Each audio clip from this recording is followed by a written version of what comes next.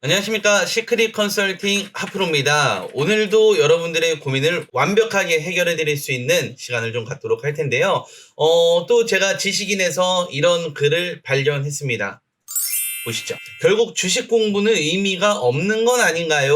라고 해서 장문에 이제 글이 좀 올라왔는데요. 여러 가지 본인이 공부를 하시면서 느끼셨고 공부가 필요 없다라고 생각을 하는 부분에 대해서 글을 좀 남겨주셨더라고요. 그래서 이 부분을 제가 하나하나 짚어드리면서 과연 주식 공부가 필요한 것인지, 정말 주식은 공부만으로 잘할 수가 있는 것인지, 이것에 대한 완벽한 해답을 제가 오늘 드리도록 하겠습니다. 최근에 주린이 분들이 많으시죠. 그래서 뭐 책도 사시고 여러 가지 공부도 좀 하실 텐데, 공부가 좋다, 나쁘다, 공부를 하면 무조건 잘 된다, 안 된다, 이것이 아니라 여러분이 방향성이라던가 공부를 하는 방법을 잘 모르시는 분이 많으신 것 같아요. 그래서 제가 이 지식인의 지금 글을 보면서 하나하나 이 글에 대한 내용들도 좀 설명을 좀 드리면서 어떻게 하면 주식을 좀 잘할 수 있는지, 특히 오늘은 주린이 분들, 주식하신 지 얼마 안 된 분들, 혹시 물려있는 것이 있다, 이런 분들은 끝까지 한번 시청을 좀 잘 해주시고요. 좋아요, 구독 한번 눌러주시기 바라겠고요. 주식하시면서 어려운 점, 급등주, 무료 추천주 받고 싶으신 분들은 아래 연락처로 성함만 간단하게 넣어주시면 되겠습니다. 자, 영상 시작해 보겠습니다.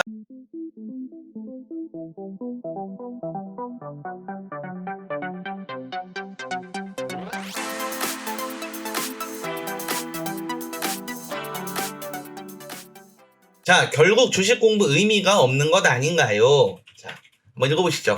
자, 주식을 시작한 지 얼마 안 돼서 제 의견이 틀렸는지 짚어주세요. 결국 주식 공부하는 근본적인 본질적인 이유가 좋은 주식을 찾기 위해서요. 맞지요? 그런데 좋은 주식은 누구나 다 아는 삼성전자, 카카오, 네이버 이런 우량주들 무한대로 주가가 올라가는 게 아니지 않습니까? 이거 맞습니다. 근데 뭐 사실상 경제학으로서는 우상향이 기본적인 원칙입니다. 근데 우리가 어느 정도 기간을 보고 내려가고 올라가고 횡보를 반복하기 때문에 무한대로 오르지 않는다라고 느끼실 수 있겠지만, 사실 삼성전자를 처음 시작할 때를 생각해 보면 지금 무한대로 오르고 있다라고 보는 것도 어떻게 보면 맞는 부분입니다. 자, 결국 좋은 주식도 박스권이 존재하고 고점이 존재하고 저점이 존재하고 좋은 주식에 투자한다 이런 것이 수익이 나는 게 아니지 않습니까? 그러니까 맞습니다. 싸게 사고 비싸게 팔아야 수익이 나는 거죠. 그렇죠. 좋은 주식을 사서 비싸게 사서 몇 년 동안 물려있으면 무슨 소용이란 말입니까? 그렇죠. 정말 여기까지는 제가 봤을 때 정확한 말씀을 하신 것 같으세요. 즉 싼 가격에 사서 비싸게 팔아야 하는데, 즉 적정 주가를 알아야 하는데, 자, 이 적정 주가라는 말 여러분들 주식에서 좀 많이 들어보셨을 겁니다. 뭐 회사의 뭐 재무, 뭐 PER, 뭐 영업이익, 현재 가치 환산을 해서 어떤 가격대가 적정한 주가인가, 이것을 분석해서 이것보다 낮으면 매수를 하고 이것보다 높으면 매수하지 않는다라는 요 적정 주가를 분석하시는 분들이 많고요. 또 이것에 대해서 공부하시는 분도 많으실 겁니다. 밑에 조금만 더 읽어볼게요.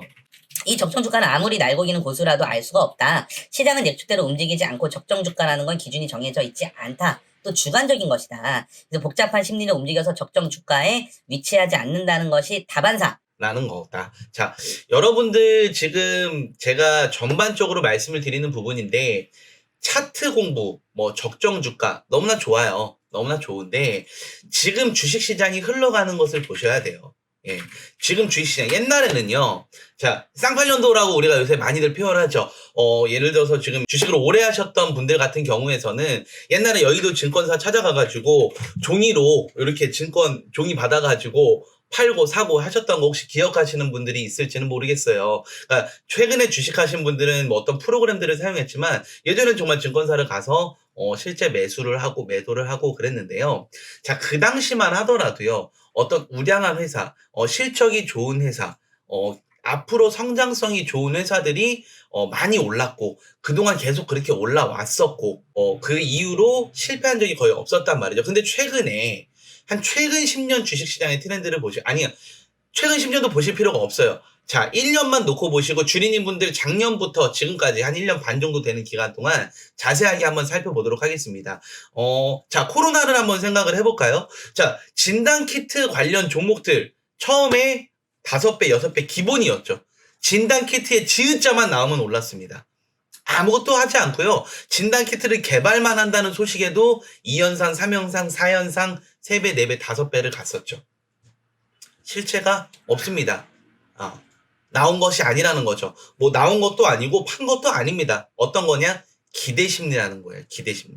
자, 이런 기대 심리와 테마에 대해서 움직이는 이 장세에서 적정 주가와 차트를 왜 보느냐. 저는 이렇게 말씀을 여러분들한테 드리고 싶어요. 차트를 공부를 해서 21선, 61선 뭐 봐가지고 그게 분석이 돼서 주가가 오를 거라고 한다면 저는 전에도 말씀드렸습니다. 전 영상을 한번 보세요. 전 차트 공부만 하겠습니다. 차트 공부 밤낮 죽어라 코피 터져갖고 해서 여러분한테 좋은 종목 추천드리겠습니다. 차라리 그렇게 하면 주식이 얼마나 쉽겠습니까? 예, 얼마나 쉽겠어요. 근데 그런 것이 아니라 차트와 적정 주가 이런 것들을 분석하는 이유는 어쨌든 간 주식은 심리적인 움직임이고 돈이 움직이는 대로 돈이 들어오면 올라가고 돈이 나가면 떨어지는 것이 주식이기 때문에 여러분들처럼 차트 공부하고 적정 주가 보시면서 차트를 본다는 건 사람들이 이 차트 좋네 사겠죠. 사면 무슨 얘기예요? 가격이 오를 수 있는 확률이 높아진다는 거예요. 그러니까 차트가 이쁘면 살 수 있는 사람들이 많아지는 거죠. 사는 사람들이 많아지는 거예요. 그러니까 주식이 오를 확률이 조금 더 높을 뿐이지 그게 정답이라고 볼 수는 없는 것이죠. 조금 더 글을 한번 보겠습니다. 자, 적정 주가 정해졌잖아요. 답이 없다. 맞아요.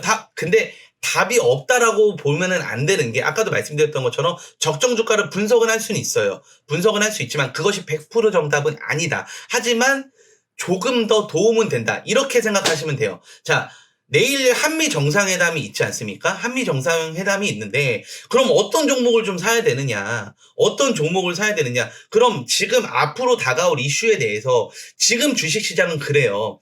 앞으로 다가올 이슈, 앞으로 어떤 것이 좋아질 것이냐? 이런 것들을 예측해서 테마가 생기고 섹터가 생기는 부분인데 한미 정상회담 때문에 이번에 대북 관련 종목들이 이슈가 있다라는 말이죠. 그러면 이 대북 관련주에서 선택을 할 때 차트 또는 적정 주가를 분석을 해서 조금이나마 그나마 더 좋은 것들, 확률이 높은 것들을 추려낼 수는 있다라는 것이죠.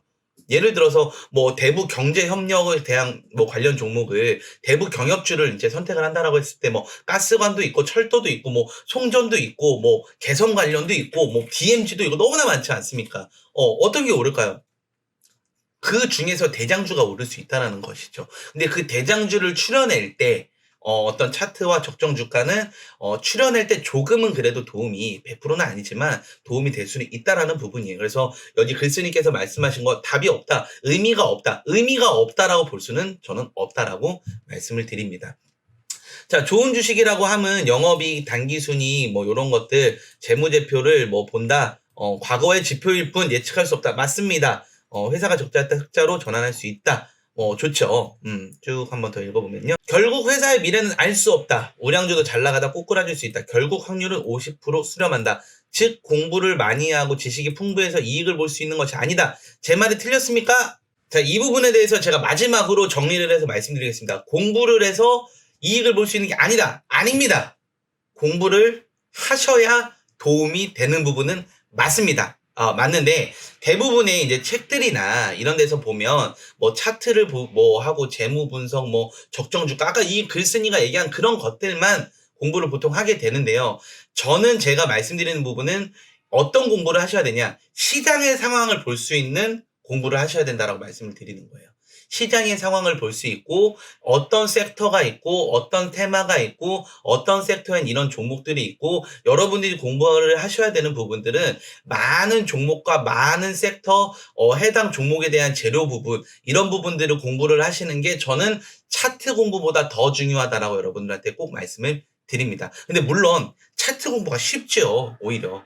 예, 적정 주가 분석하는 거요. 너무 쉬워요. 왜냐하면 한 번만 공부해 놓으면 되고요. 어차피 수학적인 부분이고 어차피 나와져 있는 부분이기 때문에 너무나 간단하고 쉽습니다. 하지만 섹터에 대해서 공부를 하고 어떤 주식에 대한 종목들을 하나하나 재료가 어떤 것들을 갖고 있는지 분석하는 거는 양도 너무 방대할 뿐더러 어떤 회사는 이름도 자꾸 바뀌고 어떤 회사는 이 사업도 했다 저 사업도 했다 신사업도 했다 하기 때문에 재료학 섹터가 계속 바뀌는 경우들이 많이 있다라는 것이죠.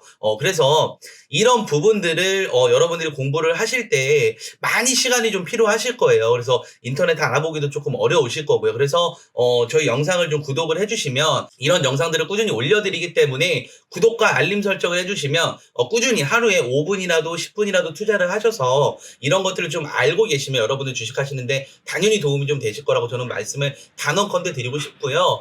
이런 부분들 이제 영상을 봤는데도 어떻게 해야 될지 잘 모르겠다. 어떤 방향성으로 내가 해야 될지 모르겠다. 또는 어떤 좋은 종목 추천이라던가 주식에 대한 것을 좀 알고 싶다라고 하시는 분들은 아래 연락처로 성함만 문자 남겨주시면 저희가 한 분 한 분 저희 담당자분들이 연락을 드려서 조금 도움이 될 수 있는 그런 상담들을 좀 진행을 해드리도록 하겠습니다. 오늘 영상 마지막으로 정리하면 주식은 공부가 필요 없다. 아닙니다. 공부가 필요하지만 올바른 공부가 필요하고 방향성이 올바른 곳으로 공부를 하셔서 주식에 도움이 될 수는 있다. 확률을 더 올릴 수는 있다. 라고 말씀을 드립니다. 그래서 방금 얘기했던 어떻게 공부를 해야 되냐. 이 부분에 대해서도 제가 다시 한번 또 영상을 통해서 다뤄드리도록 할 테니까요. 영상 올라오는 거 꾸준히 빠지지 말고 시청해 주시기 바라겠습니다. 오늘도 감사합니다.